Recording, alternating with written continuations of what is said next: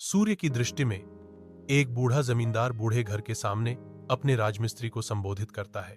जमींदार दयालुता से कहते हैं, अब आप सेवानिवृत्त हो सकते हैं। आपने वर्षों से ईमानदारी से काम किया है।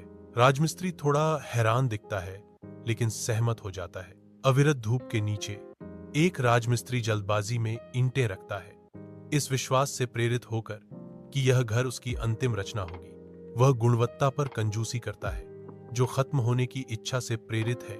अनजाने में प्रत्येक खराब तरीके से रखी गई ईंट के साथ घर के भाग्य को सील कर देता है। जल्दबाजी में हाथों और लापरवाही के साथ घर तेजी से उठता है, जो उसकी लापरवाही और जल्दबाजी का प्रमाण है। मकान मालिक बने हुए घर पर आता है। उसके होठों पर मुस्कान खेल रही है, क्योंकि वह चाबियां बाहर निकालता है। यह घर मेरा उपहार है तुम्हारे लिए, तुम्हारी कड़ी मेहनत और वफादारी का इनाम। बिल्डर पीछे देखता है। आश्चर्य और शर्मिंदगी उसके ऊपर छा जाती है, क्योंकि उसकी गलती का बोझ उस पर आ जाता है। सूर्य की दृष्टि में एक बूढ़ा जमींदार बूढ़े घर के सामने अपने राजमिस्त्री को संबोधित करता है। जमींदार दयालुता से कहते हैं, अब आप सेवानिवृत्त हो सकते हैं। आपने वर्षों से ईमानदारी से काम किया है।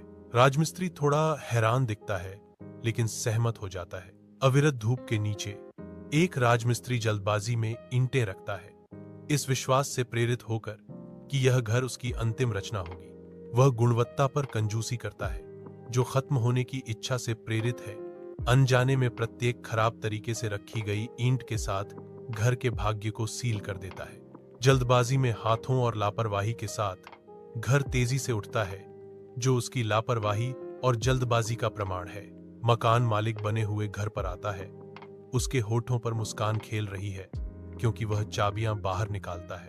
यह घर मेरा उपहार है तुम्हारे लिए, तुम्हारी कड़ी मेहनत और वफादारी का इनाम। बिल्डर पीछे देखता है।